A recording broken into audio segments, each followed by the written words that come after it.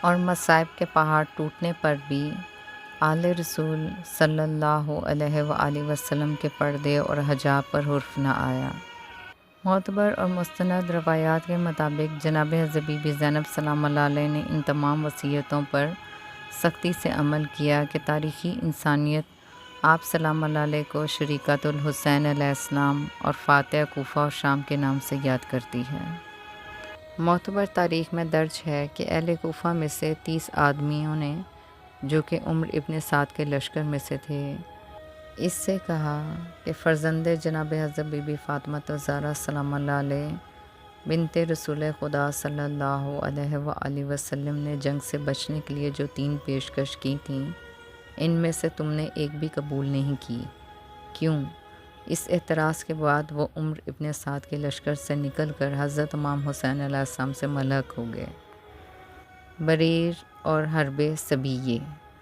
ضحاک بن عبداللہ مشرقی کہتے ہیں کہ جب رات ہوئی تو حضرت امام حسین علیہ السلام اور آپ علیہ السلام کے اصحاب نے ساری رات نماز، دعا و استغفار اور خدا کی بارگاہ میں تضرع و زاری میں گزاری۔ عمر ابن سعد کے کچھ افواج میں سے کچھ لوگ ابتدائی رات میں جب ہمارے خیموں کے قریب سے گزرے تو جناب حضرت امام حسین علیہ السلام اس آیت کی تلاوت فرما رہے تھے۔ ترجمہ: جن لوگوں نے کفر اختیار کیا ہے وہ یہ گمان نہ کریں کہ ہم نے جو مہلت دے رکھی ہے وہ ان کے حق میں بہتر ہے، بلکہ ہم نے انہیں اس لیے مہلت دی ہے تاکہ وہ زیادہ گناہ کر لیں۔ ان کے لیے رسوا کن عذاب ہے، اور نہ خدا ایمان والوں کو اسی حال میں نہیں چھوڑ سکتا جب تک کہ خبیث و طیب کو الگ نہ کر دے۔ ان میں سے ایک نے کہا، کعبہ کے رب کی قسم، ہم وہ پاک لوگ ہیں جو تم ہی سے جدا ہوئے ہیں۔ وہ کہتے ہیں میں نے انہیں پہچان لیا۔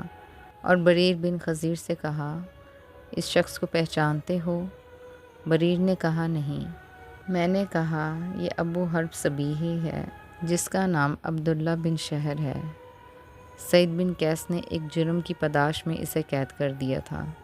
بریر بن خزیر نے اس سے کہا، اے فاسق، تو یہ سوچتا ہے کہ خدا نے تجھے پاک لوگوں کے زمرے میں قرار دیا ہے؟ اس نے بریر بن خزیر سے پوچھا کہ تم کون ہو؟ کہا، میں بریر بن خزیر ہوں۔